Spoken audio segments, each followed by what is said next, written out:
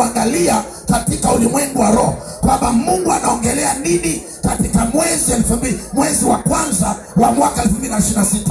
Maana yake kama utautazama ni mwezi wa kwanza kama miezi mingine, hautaweza kuwa na matokeo kwenye maisha yako, hautaweza kuwa na nguvu kwenye maisha yako. Ni lazima utazame kwamba ni mwezi ambao Mungu ameukubali kwa ajili ya maisha yako, kwa ajili ya kuleta tumaini jipya, kwa ajili ya kubadilisha hatima yako, kwa ajili ya kupandisha viwango vya maisha yako.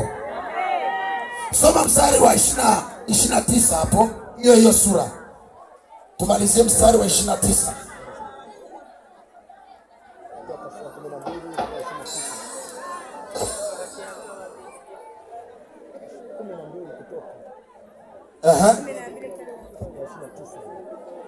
Mstari wa 29 sura 12. Hata ikawa usiku wa manane. Chukua maiki.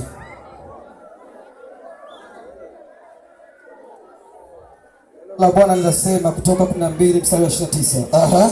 Hata ikawa usiku wa manane. Hata ikawa usiku wa manane, Bwana akawapiga wazaliwa wa kwanza wote. Bwana akawapiga wazaliwa wa kwanza wote katika nchi ya Misri.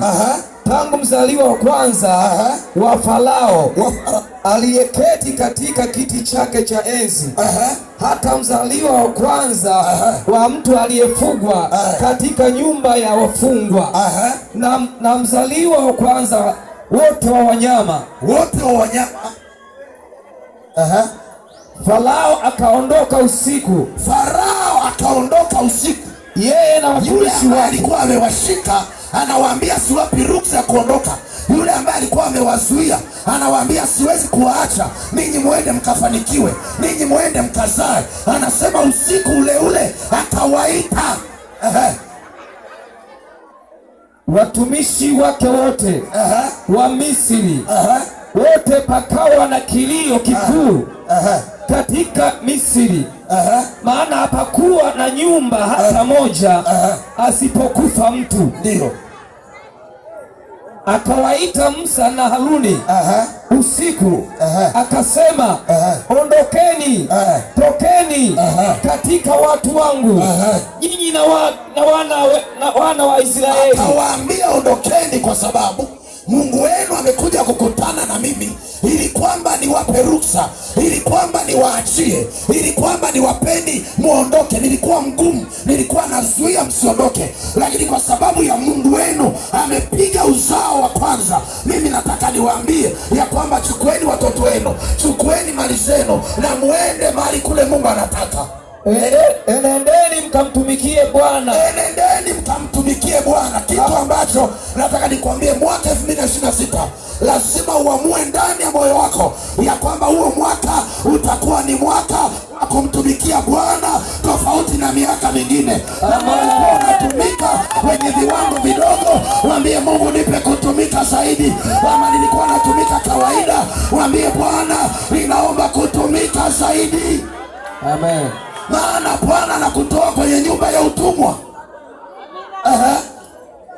Enendeni mkamtumikie Bwana kama mlivyosema. Enendeni mkamtumikie Bwana kama mlivyosema. Twaeni kondoo zenu na ng'ombe zenu kama mlivyosema. Enendeni zenu mkamkaribie, mkanibariki mimi pia. Ndio. Wamisri nao wakaimizana watu kutoa katika nchi kwa haraka. Watatoa vitu katika nchi kwa haraka. Kumbuka tendo hili linafanyika majira ya usiku, haya kufanyika mambo haya mchana. Ngoja nikwambie, usiku ni muda wa watu waliokomaa kiroho. Usiku ni muda wa watu waliokuwa wanaelewa habari za masuala ya ulimwengu wa roho. Iwe ni wachawi wanaloga usiku, iwe ni watu wa kiroho wanaomba usiku. Watu wote waliokuwa katika ulimwengu wa roho huaga wafanyi vita mchana, wanafanyaga vita usiku. Yani usiku ukiwezwa, hakuna mahali unaweza ukatoboa. Ndio maana Mungu akaenda kuwatoa wana wa Israeli kwenye majira ya usiku, na leo tunasherehekea kupinduka mwaka wenye majira ya usiku. Ninataka nikutangazie jioni ya leo, yeyote alikamata watoto wako, yeyote alikamata uchumi wako, yeyote alikamata huduma yako, lazima achie kwa damu ya Yesu. Achia. Kuna kitu nataka uelewe. Kuna roho ya kupiga uzao wa kwanza. Ndio. Tunaingia kwenye mwezi wa kwanza. Ndio. Unashangaa mwezi wa kwanza, unafikiria upate vitu vya kwanza, alafu ndio adui anapenyeza roho ya kuua vitu vya kwanza. Leo tutaombea habari ya kuua vitu vya kwanza ndani ya mwaka. Iwe ni kazi ya kwanza ndani ya mwaka, yawe ni mavuno ya kwanza ndani ya mwaka, hayatakufa katika jina la Yesu. Kwanza katika mwaka wako hayatakufa kwa jina la Yesu.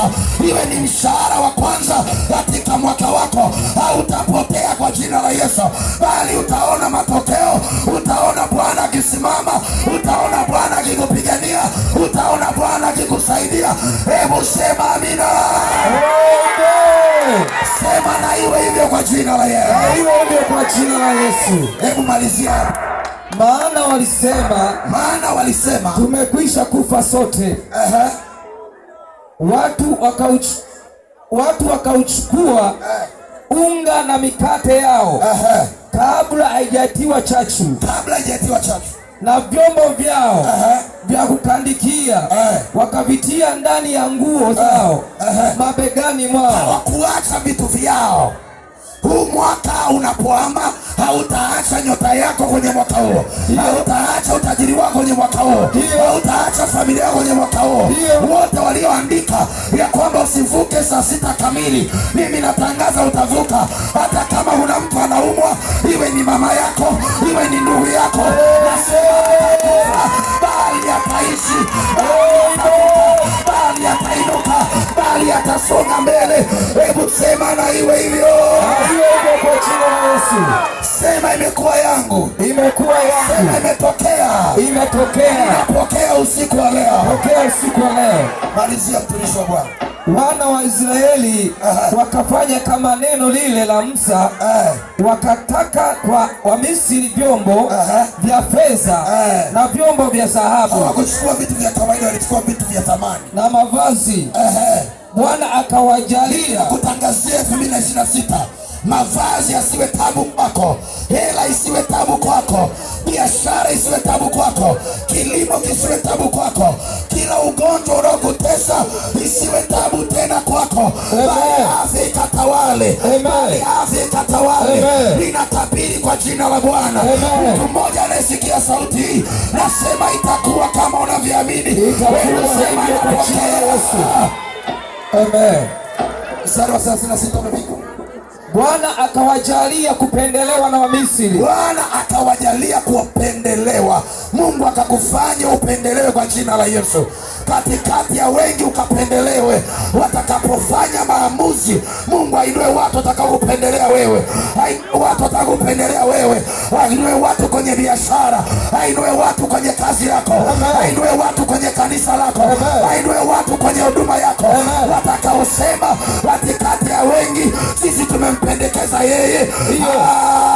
Kama ni binti, Mungu ainue ndoa kwenye maisha yako. Yule ambaye atasema katika wanawake wengi, mimi nimependelewa na wewe, hebu ninatangaza kwa kinabii, sema napokea.